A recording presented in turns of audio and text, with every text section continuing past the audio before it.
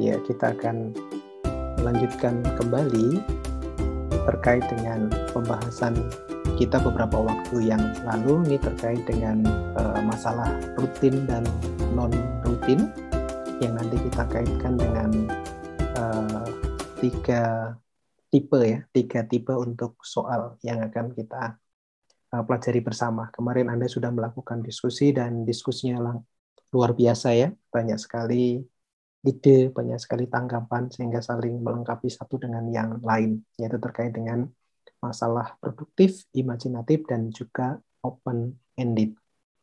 Nah, ini kenapa diberikan kepada Anda, karena untuk membekali nanti Anda sebagai seorang pengajar, maka jika persoalan-persoalan yang diberikan itu adalah persoalan rutin yang hanya mengacu pada satu jawaban tunggal, maka harapan kita untuk mengantarkan peserta didik kita menjadi orang-orang yang kreatif maka akan sulit tercapai.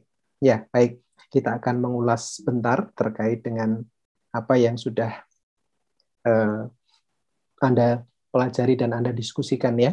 Ini kemarin ada beberapa contoh yang sudah kita siapkan. Ini sekilas saya akan mengulas kembali untuk mengingatkan kita pada apa yang sudah kita pelajari.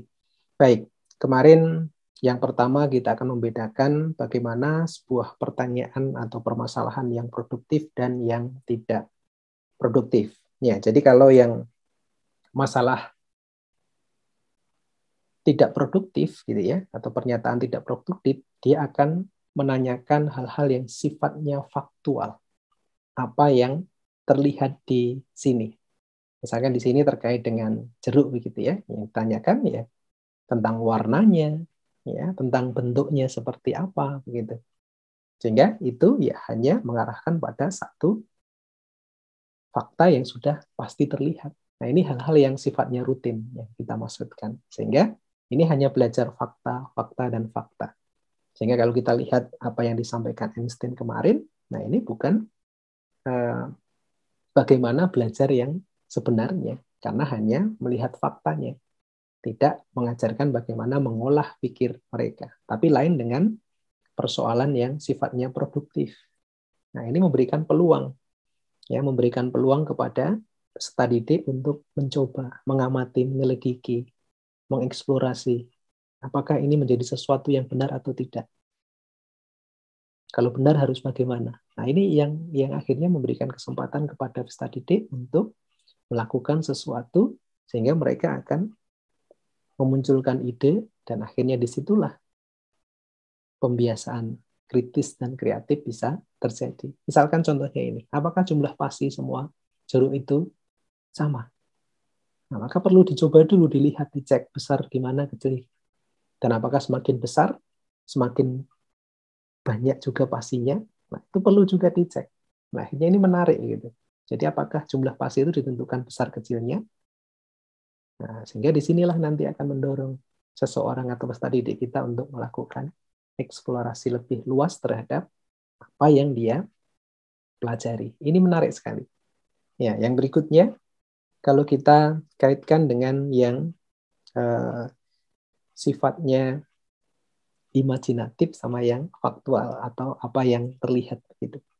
Nah, di sini juga sama. Pada saat kita melihat gambar di sini, ya, gambar di sini, ya, ini pertanyaan yang hanya faktual saja atau yang rutin gitu ya. Nah, ini selalu ditanyakan apa yang terlihat gitu ya. Duduk di mana, apa yang ia duduki. Jadi terlihat betul ada di sini. Faktual, faktanya begitu. Tapi lain jika itu dijadikan sebagai sebuah pertanyaan atau pernyataan yang memunculkan imajinasi seseorang. Bisa jadi menanyakan seperti ini, apa yang sedang dia pikirkan. Sehingga melihat seperti ini, bentuk tangannya memegang dagunya seperti itu, saya kira memikirkan apa gitu ya, keindahan alamkah atau ia sedang bermasalah gitu ya. Jadi dia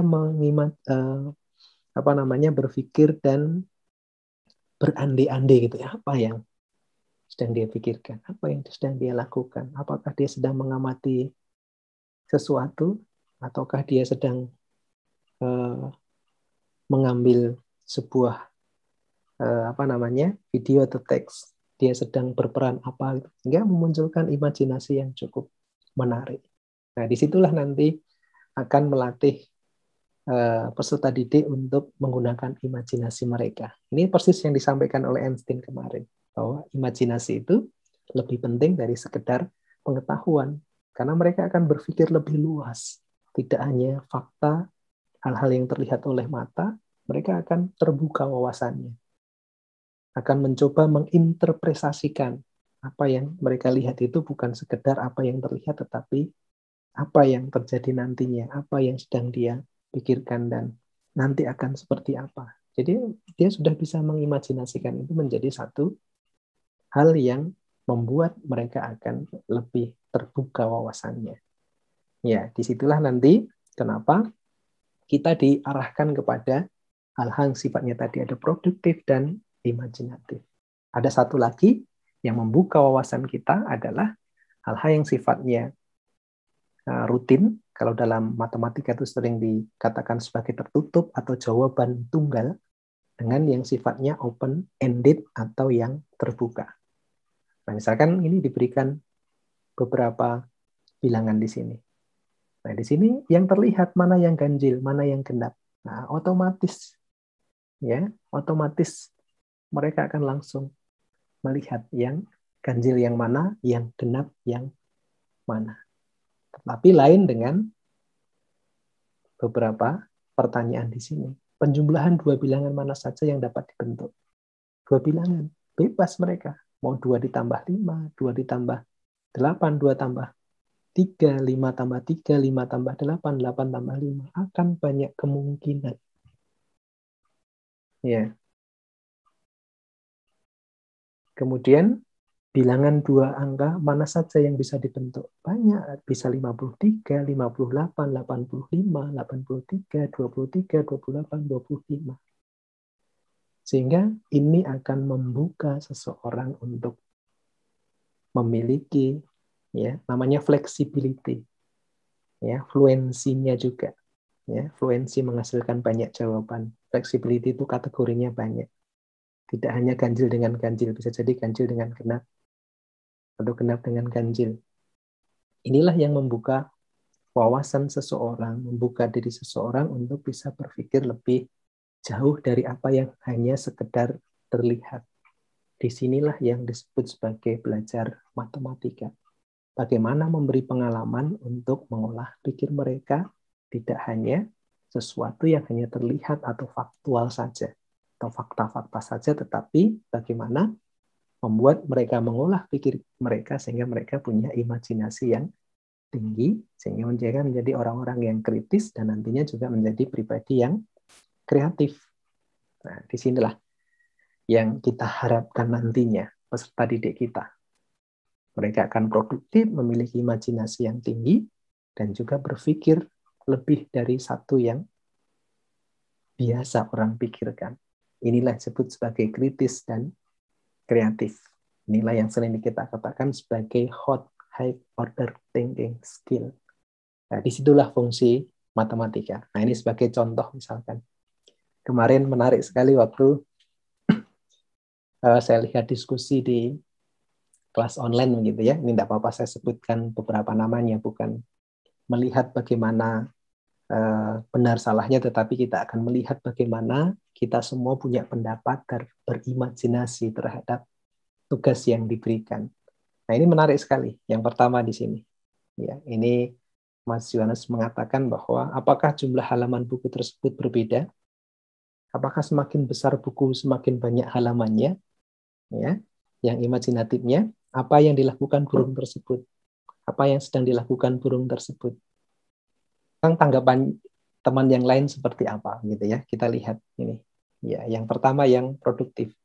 Ya, untuk mengetahui jumlah halaman buku berbeda atau tidak perlu dilihat ya buku atau dihitung terlebih dahulu atau dilihat halamannya ya. Sehingga akan terlihat misalkan ada 2 buku gitu ya, tebalnya sama gitu ya. Tebalnya sama, apakah jumlah halamannya sama atau berbeda? Maka perlu dicek kembali ya. Menarik. Ya, tapi yang menarik justru yang bagian yang kedua. Bagian yang kedua adalah semakin besar buku. Nah, semakin besar itu kan ukuran gitu ya. Ukuran bukunya begitu ya, bukan tebal tipisnya. Tapi menarik di sini dikatakan bahwa semakin besar buku belum tentu semakin banyak halamannya, namun semakin tebal. Nah, ini. Iya. Tapi bukan besar ya, tapi tebalnya. Ya, ini yang sebenarnya lebih logis gitu ya, bukan besar tetapi tebalnya gitu ya. Sama-sama tebal belum tentu halamannya lebih banyak. Itu kan tergantung dari tebal tipisnya setiap lembar kertasnya gitu. Nah, sehingga ini menarik gitu ya. Terus yang imajinatif ya, pencak satu dan maksud intinya ya sama, yaitu apa yang dilakukan burung itu. Apa yang dilakukan burung itu, apa yang sedang dilakukan ini sama sebenarnya ya. Dua soal ini adalah sama. Ya. Kalau yang dilakukan gitu ya, kalau yang dilakukan pasti terlihat gitu ya, yang terlihat gitu. Yang terlihat. Tapi biasanya pada saat burung itu berkicau gitu ya, sebenarnya dia sedang lapar atau tidak ya. Itu kan bisa kita memikirkan tentang sana ya. Pas berkicaunya seperti itu ini menunjukkan dia pas lapar atau pas kenyang. Nah, bisa jadi seperti itu. Ya, untuk yang open ended-nya ini dikatakan kurang sesuai karena tidak menyajikan sebuah konsep, hanya jawaban ini dan itu. Iya, nah, sekarang kita lihat coba yang ada di kelas online-nya. Ini tadi kok jawaban. Oke. Iya, oke, sebentar. Nah, ini yang open ended-nya ya. Oke, kita coba lihat yang open ended ini. Manakah buku berwarna biru? Manakah buku yang berisi pengetahuan? Nah, ini menarik sekali tadi yang berwarna biru dan berisi pengetahuan. Jadi ini kalau dikatakan sebagai open-ended memang masih belum terlalu sesuai begitu ya, karena di sini apa namanya, kalau yang open-ended itu kan memungkinkan beberapa apa namanya, beberapa jawaban atau beberapa kemungkinan gitu ya. Ini itu kemudian hanya warna, ya warnanya tinggal dicek, bisa sangat memungkinkan untuk itu. Nah, dan ini juga menarik juga di bagian bawahnya ini juga dikatakan ya, saya setuju dengan pendapatnya Francisca bahwa pertanyaan nomor 3 yang merupakan soal open-ended, dua pertanyaan tersebut kurang sesuai karena bukan merupakan konsep. Nah, pada dasarnya pertanyaan open-ended memberikan kesempatan kepada siswa untuk memperoleh pengetahuan atau mengenal dan memecahkan masalah. Oke, ini yang open-ended, ini sebenarnya memberikan peluang kepada peserta didik atau kita untuk menyampaikan ide yang lebih dari satu. Memungkinkan, bisa caranya, bisa jumlah jawabannya. Khusus untuk yang open-ended gitu ya, kita coba untuk masukkan untuk beberapa konsep yang kita kaitkan dengan matematika. Ya, dikaitkan dengan matematika sehingga nanti ada kemungkinan untuk memberikan alternatif jawaban yang lebih dari satu. Ya, bisa jadi menggunakan, ya katakanlah misalkan sebagai contoh begitu ya, sebagai contoh yang bisa kita lakukan misalkan, ya ini yang kita bisa lihat bersama ya, yang bisa kita lihat bersama, ya. Oke, ini contohnya yang open-ended tadi ya, contoh yang open-ended yang nanti bisa memberikan peluang kepada kita semua supaya kita bisa menghasilkan lebih dari satu jawaban. Ya, kalau tadi terkait dengan buku, ya memang masih sulit ya untuk dimunculkan untuk yang soal open-ended-nya. Misalkan ini yang kaitannya dengan sebuah konsep tertentu ya, seperti yang disampaikan oleh teman Anda tadi. Misalkan di sini terlihat ada sebuah ya kubus satuan yang sudah saya bentuk menjadi sebuah kubus ya, kubus dengan sisi dua satuan begitu ya, dua satuan, maka kubus ini memiliki volume ya, memiliki volume 8 satuan volume ya, dua satuan volume. Kalau ini adalah satuan volume berupa kubus gitu ya. Jadi kubus ini memiliki 8 satuan volume. Nah, sekarang bagaimana supaya ini menjadi persoalan yang open-ended?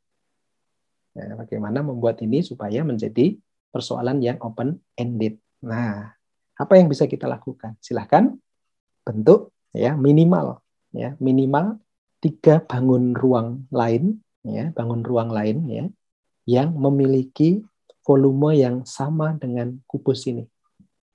Nah, kira-kira bangun apa saja? Nah, ini peserta didik akan memikirkan. Kubus, ini volumenya 8, disuruh membentuk bangun ruang yang lain yang memiliki volume yang sama. Banyak hal yang bisa kita lakukan. Contoh misalkan. Ya, contohnya. Misalkan ini saya buat seperti ini. Ya, memanjang begini ya. Oke. Memanjang begini. Nah, ini sekarang sudah berubah, volumenya sama, 8. Tapi bentuknya bukan lagi kubus, tetapi menjadi sebuah balok. Balok yang panjangnya 4, ya, tingginya 1, lebarnya 2. Ya, lebarnya 2 di sini. Maaf, lebarnya 2 di sini. Ya, ini 2. Sehingga ini sudah terlihat bahwa ada bangun balok yang volumenya 8 yang sama dengan volume kubus lagi. Apakah ada bentuk yang lain? Nah, ini bisa lagi. Kita bentuk lagi di sini. Nah, kita masukkan di sini. Oke. Ya, seperti ini. Ini balok yang berbeda. Panjangnya sama, tapi tingginya 2, lebarnya 1. Volumenya juga sama, 8. Apakah ada yang lain? Bisa lagi. Nah, ini. Ya, sekarang panjangnya 2, tingginya yang 4. Ya. Ya, panjangnya 2, tingginya 4, lebarnya 1. Ini. Ya, 1 gitu. Ini. Sehingga ini juga volumenya 8. Ada lagi enggak? Masih ada lagi. Ini mau ditumpuk semua ke atas ini menjadi 1 seperti ini ya. Enggak terlihat. Ini juga sama, panjangnya 1, tingginya 8. Ya, lebarnya juga 1. 8 juga. Banyak. Dibuat tadi sudah begini ya. Oke. Jadi ini yang memungkinkan mereka untuk menghasilkan tidak hanya jawaban tunggal, tetapi jawabannya lebih dari 1. Itu yang disebut sebagai open-ended. Jadi, dalam satu peristiwa, oke, nanti khusus untuk yang open-ended, nanti kita langsung masuk ke persoalan yang terkait dengan matematika. Nah, sekarang kita akan coba. Nah, kita akan coba untuk memberikan dan membedakan bagaimana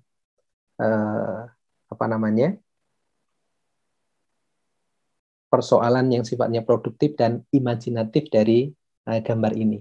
Nah, kira-kira biasanya yang muncul, maka yang terjadi dari 2 gambar ini yang ditanyakan, yang terlihat gitu ya, faktanya berapa? Nah, ini biasanya berapa jumlah rusuknya, berapa titik sudutnya. Nah, ini hal-hal yang rutin, yang faktual, yang biasa, yang memberikan peluang hanya yang terlihat atau fakta yang disajikan dari gambar ini. Nah, kemudian supaya mereka memiliki imajinatif maupun menghasilkan sesuatu yang produktif, maka ini adalah beberapa contoh yang bisa kita berikan. Nah, misalkan seperti ini ya. Ini jika luas alas kubus dan balok sama, nah ini jika luas alasnya sama gitu ya. Bagaimana dengan perbandingan tinggi kubus dan balok ini? Jadi ini ada kubus, ini ada balok. Ini memang satunya saya balik supaya terlihat tinggi gitu ya. Jadi jika luas alasnya sama gitu ya, bagaimana dengan perbandingan tingginya? Maka kita harus ngitung dulu, ngecek dulu. Kalau luas alasnya sama, bagaimana ya dengan tingginya ya? Maka perlu dicek dulu. Tapi kalau perlu dicek, perlu dilihat dulu, nah berarti ini juga bisa masuk dalam kategori yang produktif. Tapi masih terkait dalam satu lingkup di sini. Gitu. Masih terkait dengan satu lingkup yang ada di sini. Nah, terus yang soal yang kedua ini kira-kira bagaimana? Nah, ini sudah mencoba untuk berimajinasi dengan bangun yang lain. Gitu. Nah, jika sebuah tabung juga memiliki luas alas yang sama, bagaimana ya perbandingan luas selimut dari ketiganya? Jadi ini sudah berandai-andai. Kalau ini tadi kan sudah dapat jawabannya ya, bagaimana dengan perbandingan tingginya. Nah, terus kalau ini ada tabung yang luas alasnya juga sama. Karena ini kan sama-sama prisma ya. Kubus, balok, tabung itu juga prisma gitu ya. Sekarang kalau mereka atau ketiga bangun ini luas alasnya sama semua. Bagaimana dengan luas permukaannya?